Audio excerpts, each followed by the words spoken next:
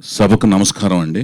ఈ రోజున ఇంతమంది పాత్రికేయ మిత్రులు, ఎలక్ట్రానిక్ మీడియా ప్రతినిధుల ముందు ఈ వేదిక మీద నేను నుంచోగలిగానంటే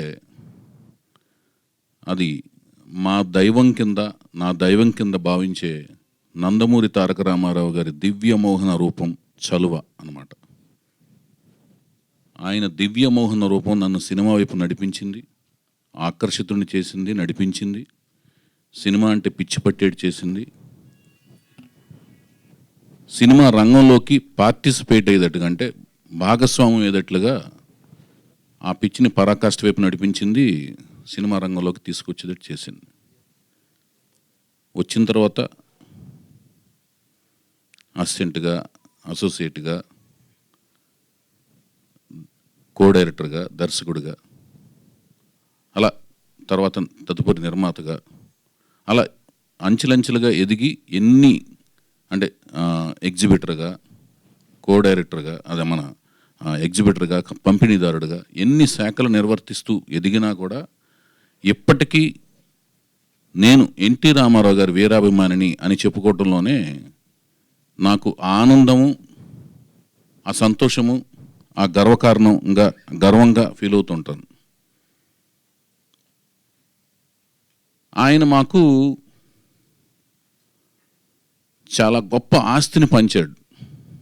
ఆ ఆస్తి ఏంటంటే ధైర్యం, సాహసం, నమ్మకంగా, అంకిత భావంతో, అకుంఠిత దీక్షతో, సమయ పాలనతో, ఆత్మవిశ్వాసంతో, ఏ వ్యసనాలకి బానిస కాకుండా నమ్మిన సిద్ధాంతం కోసం మడమ తిప్పకుండా పనిచేసుకుంటూ పోతే నువ్వు కన్న కలలు సాకారం అవుతాయి అనే ఒక ఆస్తిని తనను నమ్మిన అభిమానులకు పంచారు. ఆ సిద్ధాంతాలన్నీ కూడా ఆయన అభిమానులు, ప్రపంచవ్యాప్తంగా ఉన్న అభిమానులందరూ నమ్మి ఆచరించి సాకారం చేసుకుని రకరకాల రంగాల్లో ఉన్నత స్థాయిలో స్థిరపడ్డారు. నేను సంపాదించిన అది కీర్తి కావచ్చు, కనకం కావచ్చు, ఏదైనా కూడా అలా మాలాంటి అభిమానుల కోసం ఆయన దాచి ఉంచిన నిధిలోంచి డ్రా చేసుకున్నట్టే భావిస్తూ ఉంటాను. సో ఆయన వదిలి వెళ్ళిన సిద్ధాంతాల్లోని పెట్టుబడిగా పెట్టి నేను ఆయన అభిమానిగా సినిమా ఫీల్డ్లోకి వచ్చిన తర్వాత హీరోగా ఎవరిని పెట్టుకుని సినిమాలు తీయాలి అని నాకు దర్శకుడిగా అవకాశం వచ్చిన తర్వాత అక్కినేని నాగార్జున గారు, అన్నపూర్ణ స్టూడియోస్ అధినేత అయిన అక్కినేని నాగార్జున గారు, చౌదరి నీకు నేను దర్శకత్వ శాఖలో దర్శకుడిగా నీకు అవకాశం ఇస్తున్నాను, నువ్వు ఎవరు కావాలి, హీరో కథానాయకుడిగా ఎవరు కావాలి అని అడిగినప్పుడు, సార్ నేను కొత్త వాళ్ళని పరిచయం చేద్దాం అనుకుంటున్నాను సార్. అదేంటయ్యా నేను అవసరం లేదా అన్నారు. నేను సెల్యులాయిడ్ సైంటిస్ట్ అని పిలుచుకుంటూ ఉంటాను. ఎందుకంటే ఒక నల్ల కళ్ళజోడు పెట్టుకుని అక్కినేని నాగార్జున గారు అందరిని పరిశీలిస్తుంటాడు. మనకు తెలియదు, ఆయన ఎవరిని చూస్తున్నారో కూడా తెలియదు యూనిట్లో. సో ప్రతి ఒక్కళ్ళలోని టాలెంట్ని పరిశీలిస్తూ చాలామందికి ఆయన, ఆ సంస్థ కానీ ఆయన కానీ చాలామందికి లైఫ్ ఇచ్చారు. సో నేను అవసరం లేదా అని అడిగారు. మీరు అవసరం లేదనే మాట నేను అన్నానండి, నేను కొత్త వాళ్ళని పరిచయం చేద్దాం అనుకుంటున్నాను అన్నాను. ఆ సమయంలో కొత్త వాళ్ళతో సినిమాలు పెద్దగా తీయటం కానీ ఆదరించడం కానీ అనేది పెద్దగా జరగట్లేదు ఆ సమయంలో. పెద్దగా ఆ జరగని సమయంలో ఇంత సాహసోపేత నిర్ణయం తీసుకోవడం, నేను తీసుకుంటే కూడా పెట్టుబడిదారుడు ఆయన నా మీద పెట్టుబడి పెట్టి సినిమా తీయాలి. నెక్స్ట్ తదుపరి సంవత్సరంలో ఆయన సుమంత్ గారిని కూడా పరిచయం చేస్తున్నారు. దానికి ముందు ఒక కొత్త వాళ్ళని పెట్టి సినిమా అంటే ఆయన ఏమీ సంకోచించకుండా, అలాంటి ఆలోచనలకు తావివ్వకుండా ఆయన పరిచయం చేసి, అలా నా కొత్త వాళ్ళని పరిచయం చేసే జర్నీకి సపోర్ట్గా అండగా నిలిచిన అక్కినేని నాగార్జున గారికి, నాకు అవకాశం ఇచ్చిన అక్కినేని నాగార్జున గారికి నేను ఎంతో రుణపడి ఉన్నాను. వీటన్నిటికంటే ముందు గుడివాడ పట్టణంలో నేను ర్యాంక్ 1 స్టూడెంట్ని. అలాగే హిందీ కూడా ప్యారలల్గా ప్రాథమిక మాధ్యమిక రాష్ట్ర ప్రవేశిక విశారద పూర్వార్ధ ప్రవీణ అలా చదువుతున్న రోజుల్లో 9వ క్లాస్కి వచ్చే టైంలో ఆ ర్యాంక్ 1 స్టూడెంట్ అలా క్లాసు అంటే స్కూల్ టాపరు టౌన్ టాపర్గా వచ్చిన వాళ్ళ ఆ 9th క్లాస్ వచ్చే టైంకి వేటగాడు సినిమా రిలీజ్ అయింది. అప్పటికి నేను సినిమా పట్ల పిచ్చి పాకాన పడింది. రామారావు గారి అభిమానం నుంచి టౌన్ వైడ్ ఫ్యాన్స్ అధ్యక్షుడిగా ఒక ఉన్నత పదవిని సాధించడం అనే స్థాయికి ఎదిగినట్టుగా నాకు అనిపించింది. ప్రపంచవ్యాప్తంగా ఉన్న దేశాల ప్రెసిడెంట్స్ కంటే కూడా ఇది ఒక ఉన్నత స్థానంగా భావించే అంత పిచ్చి పరాకాష్ఠకి వెళ్ళింది. అంటే ఆ వ్యామోహం అంత పరాకాష్ఠకి వెళ్ళింది. చక్కగా పైన 3 బట్టన్లు ఇప్ప తీసుకుని రామారావు గారి ఫ్యాన్స్ ప్రెసిడెంట్ని అని గర్వంగా తిరుగుతుండేవాడిని. ఆ సమయంలో నేను రాఘవేంద్రరావు అభిమాని కూడా అయ్యాను. అనుకోకుండా ఆయన దగ్గర తర్వాత తదనంతర కాలంలో ఆయన దగ్గర అసిస్టెంట్గా చేరటం నా అదృష్టం కింద భావిస్తున్నాను. ఆ సాంగ్స్ చూడటం కానీ 62 రోజులు ఆడితే మా గుడివాడలో వేటగాడు సినిమా నేను 59 సార్లు చూశాను. నాకు ఇష్టమైన రాఘవేంద్రరావు గారు మా గురువు గారు, అలాగే నేను ఎంతో అభిమానించే మా రాఘవేంద్రరావు గారు మా గురువు గారు, నేను ఎంతో అభిమానించే రామారావు గారు, నేను అభిమానించే శ్రీదేవి గారి కలయికలో చూసిన ఆ సినిమా 62 రోజులు ఆడితే 59 సార్లు చూడటం. ఆ తదనంతరం మేము అనుకునే టైంలో మాకు ఆ టైంలో ఎవరు కూడా ఒక హీరోకి వారసుడు సినిమాల్లోకి వస్తారనే ఆలోచన ఎవరికి పెద్దగా పబ్లికేషన్ అయ్యేది కాదు. అలా వచ్చిన వాళ్ళల్లో మొట్టమొదటగా రామారావు గారి అబ్బాయి హరికృష్ణ గారు కృష్ణ అవతారం ద్వారా చిన్న కృష్ణుడి కింద యాక్ట్ చేశారు. తదనంతరం తాతమ్మ కళలో తెల్ల పెళ్ళంలో ఆయన బ్రహ్మం తాత చెప్పిందని ఒక క్యారెక్టర్ త్రూఅవుట్ సినిమాలో ఉండే ఒక క్యారెక్టర్గా వాళ్ళ రామారావు గారి నాన్నగారి కోరిక మేరకు ఈ 2 పాత్రలు రామారావు గారు ఆయన చేత పోషింపజేశారు. తర్వాత తాతమ్మ కళలో నందమూరి బాలకృష్ణ గారు అరంగేట్రం చేశారు. 1974 రిలీజ్ అయింది సినిమా. 75లో కూడా మళ్ళీ రిలీజ్ అయింది. సో ఆ తాతమ్మ కళ వచ్చి దాని తదనంతరం 75లో అన్నదమ్ముల అనుబంధం వచ్చిన తర్వాత నందమూరి అభిమానులు అందరూ కూడా ఒక యువ కెరటం రాకపోతుంది. మనం రామారావు గారి తదనంతరం అంటే ఫ్యాన్స్ మూడు ఇప్పుడు అలాగే ఉంటుంది. బాలకృష్ణ గారికి అభిమాన సంఘం కొనసాగించాలి అంటే దిశానిర్దేశం ఏముండదు. మనం వెళ్ళి జాబులు చేయాలి, మనం వెళ్ళి మనం వెళ్ళి ఇంకేదో చేయాలి, ఇంజనీర్ అవ్వాలి, డాక్టర్ అవ్వాలి, అలా ఉండదు. అభిమాన సంఘాల ఆలోచన ఎంతవరకు ఉంటే అంటే పరిమితం అవుతాయి. రామారావు గారి తర్వాత మళ్ళీ ఆయన వారసుడిని మనం ఫాలో చేసుకోవాలి. అంతవరకే మన మనస్సు స్థాయి ఉంటుంది, అంతవరకు ఆలోచించగలిగే శక్తి సామర్థ్యాలు అంతవరకే ఉంటాయి, పరిధి అంతవరకే ఉంటుంది. అట్లా మేమందరం అనుకుంటున్న టైంలో బాలకృష్ణ గారు ఒక యువ కెరటంలాగా అనిపించి అందరం అదే ఊపులో ఉంటున్న టైంలో అనుకోకుండా రామారావు గారు పాలిటిక్స్లోకి రావటం, ఏ ప్రిపరేషన్ లేకుండా బాలకృష్ణ గారిని గురించి మరి బాలకృష్ణ గారిని రంగప్రవేశం చేసే ఒక ఆలోచన ఆయన ఏం ఆలోచించకుండా సడన్గా ఆయన రాజకీయాల్లోకి వచ్చేయటం, ఆయన గురించి ఏం ప్లాన్ చేయకుండా వెళ్తే అందరం వెళ్ళి అడిగితే వారు BA చదవాలి, వారు BA చదివిన తర్వాత వస్తారు అనే ఒక ఆలోచన అలా వదిలేశారు. సరే ఇంతలో రకరకాల మార్పులు ఇండస్ట్రీలో చోటు చేసుకోవటం అయినా కూడా మేము రామారావు గారు సీఎం అయిన తర్వాత కూడా ఆయన బాలకృష్ణ గారి సినిమా వచ్చినప్పుడు ఆయన వారసుడి కింద అంటే నటసింహంలా ఇప్పుడు పిలువబడుతున్న నందమూరి బాలకృష్ణ గారికి ప్రారంభ దశలో ఆయన రామారావు గారి అభిమాన సంఘం అధ్యక్షుడిగా గుడివాడలో మొట్టమొదటగా బాలకృష్ణ గారి ఫ్యాన్స్ అసోసియేషన్ గుడివాడలో స్టార్ట్ చేసి తర్వాత నేను ఇంజనీరింగ్ చేద్దామని మద్రాసు వచ్చిన తర్వాత పట్టాభిషేకం అనే సినిమాకి హరికృష్ణ గారు చీఫ్ కంట్రోలర్ నిర్మాత కింద అలియాస్ నిర్మాత కింద వ్యవహరిస్తూ రాఘవేంద్రరావు మా గురువు గారు నేను ఎంతో అభిమానించిన దర్శకుడు రాఘవేంద్రరావు దగ్గర అసిస్టెంట్ డైరెక్టర్గా చేరే అవకాశం అదృష్టం కలిగిన ఆ సినిమాలో పట్టాభిషేకం సినిమాకి బాలకృష్ణ గారు హీరోగా యాక్ట్ చేస్తున్న ఆ సినిమాకి అసిస్టెంట్ డైరెక్టర్గా చేరిన తర్వాత NTR ఫ్యాన్స్గా ఉన్న ప్రతి ఒక్క ఫ్యాన్స్ NBK ఫ్యాన్స్ అవ్వాలంటూ అప్పుడున్న ఆనందంతో అందరినీ NBK ఫ్యాన్స్ అవ్వాలని నేను ప్రత్యుత్తరాలు రాయటం ఒక 3-4 ఏళ్ల పాటు రాసి ఆ తర్వాత అసోసియేట్ డైరెక్టర్గా ఇలా నేను ఎదిగిన విధానంలో నందమూరి బాలకృష్ణ గారితో తర్వాత నందమూరి హరికృష్ణ గారితో అప్పటి నుంచి ఆయన ప్రొడ్యూసర్గా ఉన్నప్పుడు తర్వాత ఆయనతో మళ్ళీ కథానాయకుడిగా అలాగే బాలకృష్ణ గారితో కథానాయకుడిగా అలాగే నన్ను ఒక మిత్రుడిలాగా ఆదరించిన ఘట్టమనేని మహేష్ బాబు గారితో కథానాయకుడిగా అలాగే నాగార్జున గారితోనూ హరికృష్ణ గారితో అటు నందమూరి వంశం అక్కినేని గారి వంశంతో కలిపి సీతారామరాజు సినిమాతో ఒక కాంబినేషన్, ఒక ఎప్పటికీ ఊహించిన ఒక కాంబినేషన్, ఈ తరంలో ఊహించిన ఒక కాంబినేషన్ని ఒక సెట్ చేస్తూ సీతారామరాజు సినిమా అదొక కాంబినేషన్, ఇలా అన్ని రకాల కాంబినేషన్స్. అక్కినేని గారితో పనిచేసే అవకాశం కలగటం మొట్టమొదటి సినిమా. అంటే ఒక సినిమా మొదటి సినిమాలోనే కొత్త నటీనటులు ఎక్స్ట్రీమ్ నటనలో పరాకాష్ఠలో ఉన్న అక్కినేని నాగేశ్వరరావుని బ్యాలెన్స్ చేస్తూ మొదటి సినిమాతోనే ఒక ఛాలెంజ్ జాబ్ చేయటం.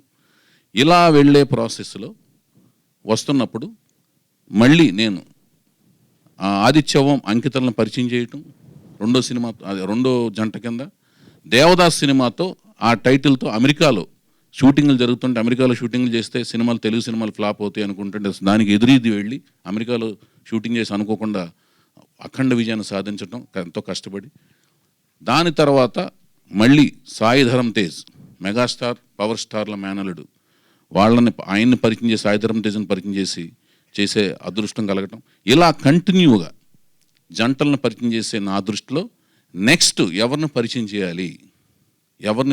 చేయాలి అనే ఈ అవకాశం కూడా అనుకోకుండా నేను ఎవరినైతే అభిమానించానో, ఎవరినైతే ఆరాధించానో, ఎవరినైతే దైవ సమానంగా భావించానో, ఆ భావించిన ఎవరినైతే జంటల్ని పరిచయం చేస్తూ, అంటే YVS Chowdary care of address, కొత్త వాళ్ళని పరిచయం చేయటం, కొత్త టాలెంట్ని పరిచయం చేయటం, 4 వయసులో హరికృష్ణ గారిని సోలో హీరోగా పరిచయం చేయటం, ఇలాంటి పరిచయాలకి కేర్ ఆఫ్ అడ్రస్గా నిలిచాను అనే ఒక ఆనందం నాకు ఏదైతే లోపల కలుగుతుందో, అదే అవకాశం మళ్ళీ రావటం, అలాంటి ఒక ప్రతిభని గర్జించే న్యూ టాలెంట్ రోర్ సెట్, కొత్త ప్రతిభ గర్జిస్తుంది ఇక్కడ అనే ఒక బ్యానర్తో యలమంచిలి గీత ఒక బ్యానర్ క్రియేట్ చేయటం, అది అనుకోకుండా న్యూ టాలెంట్ రోర్ సెట్ అంటే ఎన్టీఆర్ ఎట్ అనే ఒక యాదృచ్ఛికంగా ఆ టైటిల్ లెటర్స్ కలిసి నా దైవం పేరు యాదృచ్ఛికంగా కలవటం అనేది కూడా ఒక అదృష్టం కింద, మహాభాగ్యం కింద భావిస్తూ, ఆ సినిమాకి తను నన్ను దర్శకుడిగా, అంటే తను నన్ను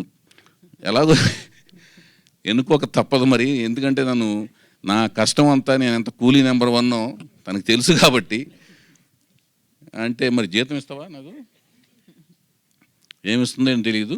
తను నన్ను ఎన్నుకోవటం, అది అక్కడ న్యూ టాలెంట్ రోర్ సెట్ అని పెట్టినప్పుడు, నేను కొన్ని సలహా సంప్రదింపులు నన్ను అడిగినప్పుడు, క్రియేటివ్ ఇన్పుట్స్ ఇచ్చినప్పుడు, రామారావు గారు వచ్చిన కొత్తలో పాతాళ పేరు చేస్తున్న టైంలో ఆయన కొత్త టాలెంట్ అనమాట. అప్పుడు జానపద చిత్రాల కేర్ ఆఫ్ అడ్రస్ నాగేశ్వరరావు, కీలుగుర్రం కానీ అలాంటి ముగ్గురు మరాఠీలు అలాంటి సినిమాలు చేస్తున్నప్పుడు, అప్పుడు జానపద చిత్రంలో కొత్త టాలెంట్తో ఆయన వచ్చి మొసలిని చంపి ఆశీర్వాదం, అందులోంచి వచ్చిన దేవత ఆశీర్వాదం పొంది మాంత్రికుడిని చంపటానికి అప్పుడున్న ఆ బాడీతో ఆయన వస్తూ కత్తిని అలా పట్టుకుని, బట్టలు ఒక చేత్తో పట్టుకుని అలా చూస్తున్న ఒక మనిషి, నొక్కులు జుట్టేసుకుని, ఉంగరాల జుట్టుతో, 6 పలకల దేహం ఇప్పుడు అంటున్నారు కానీ ఆ దేహదారిద్ర్యంతో వస్తున్న ఒక మనిషి నుంచున్నాడు.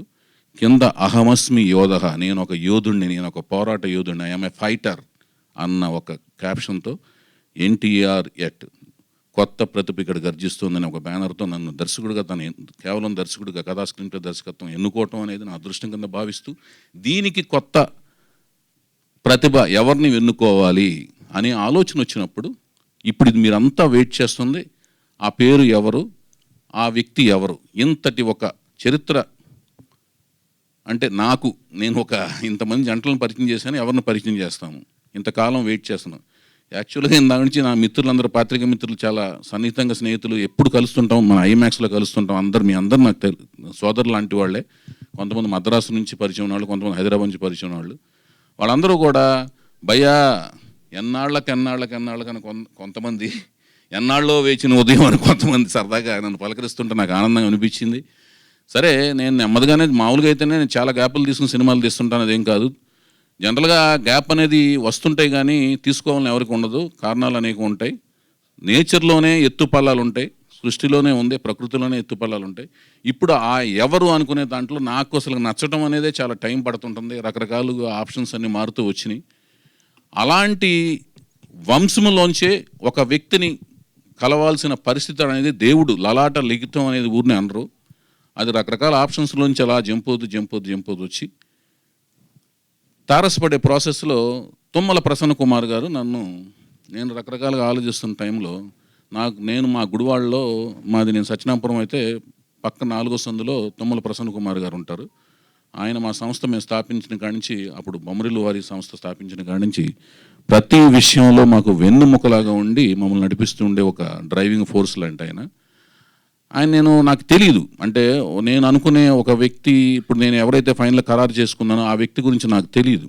ఆయన ఆలోచనలు ఉన్నాయి, వాళ్ళు పరిచయం చేయబడుతున్నారని తెలియదు. నేను రకరకాలుగా చూస్తున్నాను, నాకు సరిగ్గా సాటిస్ఫాక్షన్ కలగట్లేదు. అమ్మ ఒకసారి నేను వాళ్ళని చెప్తాను, అది చెప్తాను. నన్ను ఒక పక్క తెగిన గాలిపటంలాగా అడ్డు తిరుగుతున్న నాకు ఒక దారం కట్టి సూత్రం అంటాను చూడండి, దారం గాలిపటానికి ఈ సూత్రం ఇలా కడితే బాగుంటుందమ్మా, ఈ బెత్త పైన రెండు బెత్తల కింద అన్నట్టుగా ప్రసన్న కుమార్ గారు నన్ను ఒక పక్కకి నన్ను ఇటు చూపించారన్నమాట. అటు కదా ఇటు చూడమ్మని, ఇటు ఈ ఫ్రేమ్ పెట్టారు, తిప్పుతాను చూడండి, ఇలా చూపించారు. అప్పుడు దాకా నాకు తెలియదు వాళ్ళు ఇలా పరిచయం చెబుతున్నారు. వారు ఎవరో కాదు, మరి చూసిన తర్వాత నచ్చాలి కదా, నచ్చకపోతే నేను చేయలేను కదా, నాకదొక తలనొప్పి. మళ్ళీ నచ్చకపోతే వాళ్ళు ఎంతటి వాళ్ళైనా నాకు నచ్చకపోతే నేను ఏ పని చేయలేను. అదొక లక్షణం నాకు ఉంది. సో ఆయన ఎవరో కాదు, మీరందరూ రకరకాలుగా రాస్తున్నారు, కానీ వాళ్ళు పెద్ద వాళ్ళైనా కూడా నచ్చకపోతే నేను చేయలేను, ఆ చిన్నవాళ్ళు అయితే అయినా కూడా నచ్చకపోతే నేను ఆగను. నేను అనుకున్నది డెఫినెట్గా చేస్తాను. నాకు నచ్చితే చాలు, ఎన్ని ఎదురెత్తులైనా ఎత్తాను. అది ఎవరి మాట వినడు సీతయ్య అనేది అది ఆ క్యారెక్టర్లోంచి నేను వచ్చాను. ఎందుకంటే అది మా రామారావు గారు ఇచ్చారు మాకు, అది అన్న రామారావు గారు ఇచ్చారు ఆ క్యారెక్టర్ మాకు. మడమ తిప్పకుండా పోరాటం చేయటం అని ఇందాక ముందే చెప్పాను, అదే ఇన్వెస్ట్మెంట్ మాకు. మా సిరి సంపదలన్నీ అని ఉంటే అవే క్యారెక్టర్ మాది. సో ఆయన చూపిస్తే ఫైనల్గా మా దైవం నందమూరి తారక రామారావు గారి కుమారుడు నందమూరి హరికృష్ణ గారు, మా సంస్థ కథానాయకులైన నన్ను ఒక లారీ డ్రైవర్ కొడుకుగా కాదు, ఆయన ఒక సీఎం గారి కొడుకుగా కాకుండా 35 ఏళ్ళు సినిమా ఫీల్డ్ నేలిన నటుడు కొడుకుగా కాకుండా ఆయన అందులోంచి ఆ స్థాయి నుంచి దిగొచ్చి నన్ను లారీ డ్రైవర్ కొడుకు స్థాయి నుంచి పైకి తీసుకొచ్చి నన్ను ఒక సోదరుడిగా చూస్తూ, నన్ను నిర్మాతగా పట్టాభిషేకం చేస్తున్నప్పుడు పరిచయం నన్ను ఒక సోదరుడిగా చూస్తూ, ఎప్పుడు సోదరుడిగా చూస్తూ, ఒక మానవత్వంతో చూసిన ఒక హరికృష్ణ గారి జ్యేష్ఠ కుమారుడైన జానకీరామ్ గారు, నందమూరి దీపిక గారు, నందమూరి జానకీరామ్ గారు, నందమూరి దీపిక గారు. ఇక్కడ జానకీరామ్ గారి గురించి చెప్పాలి. జానకీరామ్ గారు కామ్గా కనపడుతుంటాడు. ఎంత కామ్ అంటే, ఆ కాము మనకు ఎలా కనపడుతుంటారంటే ఎంతో మంచితనం కనపడుతుంటుంది. ఆయన చూస్తుంటే మనకి ఏమనిపిస్తుందంటే ఈయన చాలా మంచివాడు అనిపిస్తుంటుంది.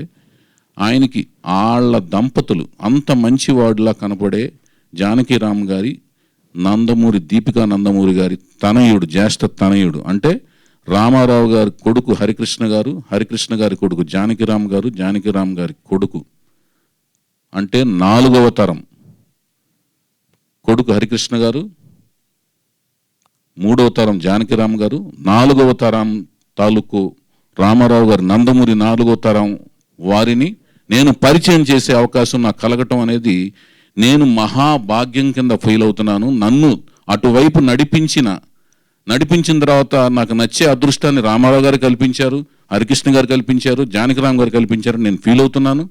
అటువైపు నడిపించిన తుమ్మల ప్రసన్న కుమార్ గారికి, ఆ దిశలో సహకరించిన బాలరాజు యాదవ్ గారికి, అందరికీ ధన్యవాదాలు తెలియజేసుకుంటున్నాను.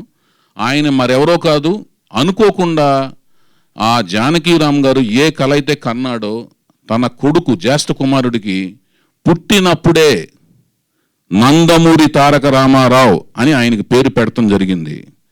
అతను ఒక కళ కన్నాడు, ఏ కళ అయితే కన్నాడో ఆ కళ పుట్టినరోజే ఆయనకి నందమూరి తారక రామారావు అని వాళ్ళ తాతగారి పేరుని ఒక కళ కని, ఏదైతే ఇతను ఫ్యూచర్లో అంతటి వాడు అవ్వాలి, అలాంటి వాడు అవ్వాలని ఒక కళ కని ఆయన అతనికి నందమూరి తారక రామారావు అని పేరు పెట్టడం జరిగింది.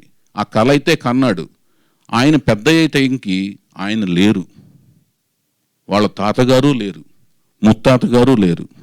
ఆ కళను సాకారం చేసుకోవాలంటే ఆ కుర్రవాళ్ళలో ఆ కోరిక ఉండాలి, బలీయంగా ఉండాలి, ఆహార్యం రావాలి, ఆ ముఖ కవళికలు రావాలి. అది గమనించిన ఒక అతని వైపు చూడాలి, అతన్ని ఎన్నుకోవాలి, ఎంపిక చేసుకుని ఒక సరైన ప్రాజెక్ట్ ద్వారా ప్రజల దగ్గరికి తీసుకెళ్ళాలి. ఆ ప్రజలు ఆ క్రియేటివిటీని, ఆ ప్రతిభని ఆదరించి అతనికి పట్టం కట్టాలి. ఇవన్నీ జరగాలి. ఇవన్నీ జరిగిన తర్వాత అతను ఒక నటుడి నుంచి ఒక తార అంటే ఒక స్టార్ అవడం అనేది జరుగుతుందన్నమాట. ఆ కళ కన్న తర్వాత మొట్టమొదటి నేను చెప్పిన స్టేజ్ ఏంటంటే ఆ కుర్రోడ్లో తపన ఉండాలి, ఆ మంచి లక్షణాలు ఉండాలి, ఆ ఆహార్యం ఉండాలి. అవన్నీ ఇంకొక దర్శకుడికి నచ్చాలి.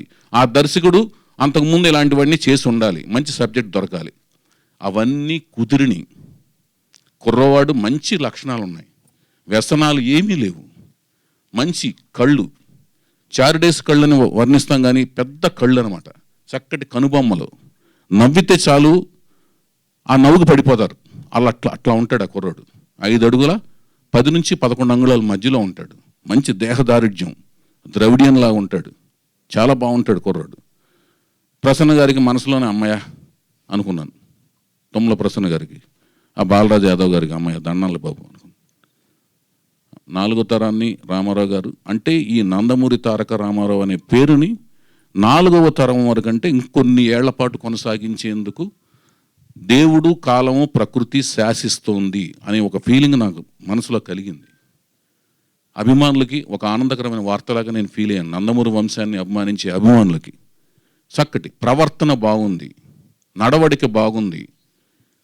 ఇందాక చెప్పిన రామారావు గారి గురించి ఏమైతే లక్షణాలు చెప్పానో ఆ లక్షణాలన్నీ అతను సమయపాలన పాటిస్తున్నాడు, అంకిత భావంతో ఉన్నాడు, వ్యసనపరుడు కాదు, అకుంఠిత దీక్షతో ఉన్నాడు. సో ఇవన్నీ కలిపి తపన ఉంది. ఎవరో తీసుకొచ్చి పెడతలేదు అతన్ని, అతనికి అవ్వాలని ఉంది. వాళ్ళ నాన్నగారు కన్న కళలు, జానకిరామ్ గారు కన్న కళల్ని అతనిలో ఉంది. ఆయన వెళ్ళిపోయినా కూడా ఆ కళ అతనిలో ఉంది. ఆ కళను సాకారం చేసుకుందామనే తపన ఉంది. ఆ తపన ఉన్న అతన్ని వైపు నన్ను నడిపించారు ప్రసన్న గారు. ఎందుకంటే ప్రసన్న గారికి జానకిరామ్ గారికి అవినాభావ సంబంధం ఉంది. నన్ను నడిపించారు. నడిపించిన కళని నెరవేర్చేందుకు వచ్చిన మాధ్యమాన్ని నేను భావిస్తున్నాను, ఆ అదృష్టం కింద భావిస్తున్నాను. మంచి కథతో మేము ముందుకు రాబోతున్నాం. మాకు మీ ఆశీర్వాదం కావాలి. తండ్రి లేని బిడ్డ, తాత లేని బిడ్డ, వాళ్ళందరూ మధ్య వయసులోనే పోయారు. తల్లి ఒక్కతే తనని దగ్గరుండి అన్నీ తానై చిన్న వయసులో చూసుకుంటోంది. అండదండలు కుటుంబ సభ్యులు, ఇతర కుటుంబ సభ్యులు అండదండలు అందరూ ఉన్నాయి. పెద్ద కుటుంబం మొత్తం. నందమూరి వంశం అనగానే పెద్ద కుటుంబం, అందరూ ఆమోద ముద్ర ఉంది, అందరూ అండదండలు ఉన్నాయి. చిన్నప్పటి నుంచి కుటుంబానికి అందరూ అండదండలు ఉన్నాయి, అందరూ చక్కగా చూసుకుంటున్నారు, అందరూ అండదండలు ఉన్నాయి. అయినా కూడా నాన్న లేని బిడ్డే. అందరూ ఆప్యాయతలు, అనురాగాలు అందరూ పంచుతున్నారు, అందరూ కలిసే ఉంటున్నారు. కలిసి ఉన్నా కూడా కన్న కళల్ని నిజం చేసేందుకు ఆ దేవుడు అప్పుడైతే హరికృష్ణ గారి నా తాతగారు ఒక కళ కంటే అది నేను అనుకోకుండా ఆ దేవుడు నేను వచ్చి ఆయన హరికృష్ణ గారిని సోలో హీరోగా నేను చేయడం కుదిరిందో, వాళ్ళ కొడుకు జానకిరామ్ గారి కన్న కళని నేను మళ్ళీ ఇక్కడే ఉండి వాళ్ళ కొడుకుని హీరో చేసే అవకాశం నాకు రావడం ఆ దైవ కృప కింద, అదృష్టం కింద భావిస్తున్నాను. నందమూరి తారక రామారావు అనే 4వ తరం పేరుని ప్రపంచానికి పరిచయం చేయటం నా అదృష్టం కింద భావిస్తున్నాను. I'm very much proud to introduce him to the Telugu silver screen. Geetha, you are lucky introducing him. And ఇక్కడ ఏంటంటే జానకిరామ్ గారు వెళ్ళిపోయిన తర్వాత దీపిక గారు లేకపోతే పెంపకం కూడా కరెక్ట్గా జరిగిందని నేను ఫీల్ అవుతున్నాను. లేకపోతే చిన్నపిల్లలకి అటు ఇటు తెలియకుండా ఏదన్నా పెంపకం అటు ఇటు అవ్వచ్చేమో మనకు తెలియదు కదా. అది తర్వాత ఇంకొకటి ఏంటంటే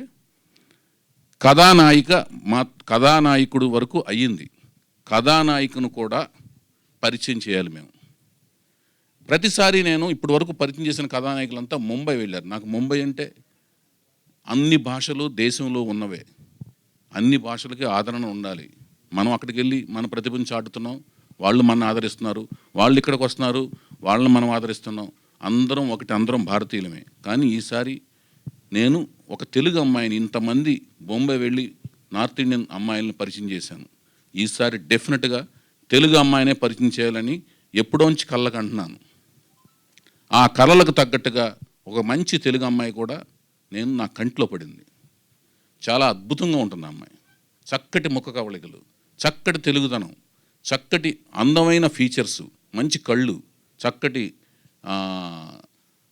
కేసు సంపద, చక్కటి హైటు, అన్నీ ఉన్నాయి. ఆవిడని కూడా మంచి ఇలాంటి ఒక అకేషన్ చూసుకుని ఆవిడని కూడా మీ అందరికీ పరిచయం చేయడం జరుగుతుంది.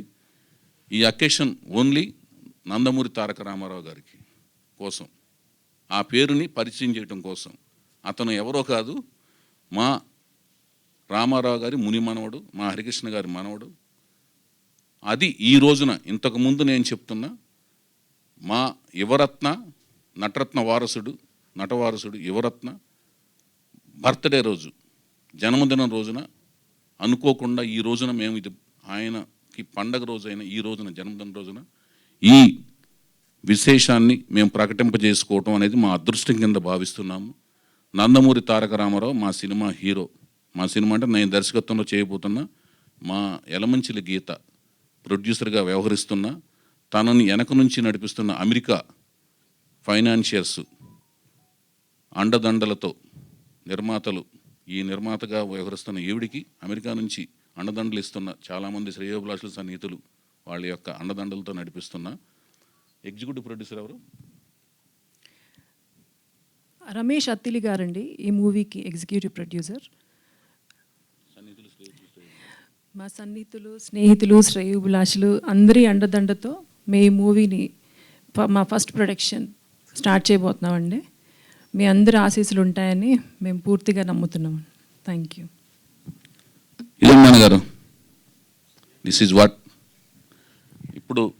Yeah, so thank you so much. ఎక్కడ విన్నా ఎన్టీఆర్ పేరే వినిపిస్తుంది. బ్యానర్ పేరు NTR at, and NTR you know ఆ పేరుతో హీరో రాబోతున్నారు. న్యూ టాలెంట్ రాబోతుంది, 4వ తరం రాబోతుంది ఎన్టీ రామారావు గారి వైపు నుంచి, వారి ఫ్యామిలీ నుంచి. And congratulations. చెప్పండి. ఇంకొకటి ఉందండి. ఇప్పుడు అసలు ముఖ్యమైన విషయం ఏంటంటే, నేను పరిచయం చేసేది నా కథని, పరిచయం చేసింది కథని ముందుకు తీసుకెళ్లే ముఖ్య భూమికని పోషించే కథానాయకుడి యొక్క పాత్రధారుణ్ణి పరిచయం చేశాను, పేరుని. అతను ముఖ చిత్రాన్ని అన్నీ పరిచయం చేస్తాను. మీరందరూ కూడా బాగా నచ్చుతుందని ఆశిస్తున్నాను, విశ్వసిస్తున్నాను. రెండోది, కథానాయకుని కూడా ఒక మంచి విశేషమైన వేడుకలో ఆవిడని కూడా మీకు పరిచయం చేస్తాను, పేరుని, ఆవిడ యొక్క చిత్రాన్ని కూడా, ఆవిడని కూడా. అట్ ది సేమ్ టైం నా సినిమాలకి అసలైన హీరో హీరోయిన్లు సంగీతం, సాహిత్యం. ఈ సినిమాకి సంగీతం అనేది చాలా పెద్ద పీట అన్నమాట. నేను చేయబోయే ఈ బ్యానర్ మీద నేను చేయబోయే నా చిత్రానికి సంగీతం ఒక కొత్త సంగీతం. అంటే అవుట్ ఆఫ్ ది బాక్స్ ఇవన్నీ చెప్పడం అనేది, ఎందుకంటే ఇవన్నీ చెప్పిన కానీ ఏంటంటే రకరకాలుగా మాట్లాడుకోవడం జరుగుద్ది. నాకు సంగీతం అంటే చాలా పిచ్చి అనమాట. అంటే అందరూ, అంటే కేపాప్ కాడి నుంచి అన్ని రకాల వరల్డ్ రిలీజియన్, అన్ని రకాల సంగీతాలు, అది ఏఆర్ రెహమాన్ గారు కావచ్చు, ఇళయరాజా గారు కావచ్చు, నేను ఎంతో ఇష్టపడే కీరవాణి గారు కావచ్చు, నా అభిమాన దర్శకులు, సంగీత దర్శకులు కీరవాణి గారు కావచ్చు, ఎవరి మ్యూజిక్ అయినా వచ్చిన వెంటనే వింటాను. సంగీతం ఎప్పుడు కూడా ఒకసారి వినకూడదు. ఏ పాట అయినా సరే 2-3 సార్లు వింటే దాంట్లోని అసలైన పల్పు తెలుస్తుంటుంది. అలాంటి సంగీతం, సాహిత్యం వాళ్ళని పరిచయం చేసే వేదిక ఈ సినిమాకి ముఖ్యం అనమాట. ఎందుకంటే కొత్త వాళ్ళతో సినిమా తీసేటప్పుడు సంగీతం, సాహిత్యం అనేది నిజమైన హీరోయిన్ల కింద లెక్క నా దృష్టిలో. వాళ్ళిద్దరూ ఎవరు, ఆ కథానాయకుడు ఎవరు, సాహిత్యం అనే కథానాయకు ఎవరు అనేది కూడా వాళ్ళ ద్వారానే ఒక మంచి వేదికలో మిమ్మల్ని పరిచయం చేయడం జరుగుద్ది. అది ఒక ముఖ్యమైన విశేషం. వాళ్ళు మాత్రం మహానుభావులు ఈ సినిమాకి. వాళ్ళు మహానుభావులు అవుతారు నేను ప్రకటించిన వాళ్ళు. వాళ్ళ యొక్క నాలెడ్జి, జ్ఞానము, విజ్ఞానము ఈ సినిమాకి కొండంత అండా, శ్రీరామ రక్షగా నేను భావిస్తున్నాను. ఎందుకంటే వాళ్ళే నడిపించాలి ఈ సినిమాని. అంతటి బరువు బాధ్యతలు వాళ్ళ మీద ఉన్నాయి. వాళ్ళని కూడా నేను ఎప్పటికీ ఈ సినిమాకి సాహిత్యాన్ని, సంగీతాన్ని అందించే ఇద్దరు ఎవరైతే ఉన్నారో వాళ్ళకి జీవితాంతం రుణపడి ఉంటాను. అంతటి విశేషం ఉంది ఈ సినిమాలో వాళ్ళకి, వాళ్ళ ప్రాముఖ్యత, వాళ్ళ పాత్ర. అది. Thank you so much sir. Thank you.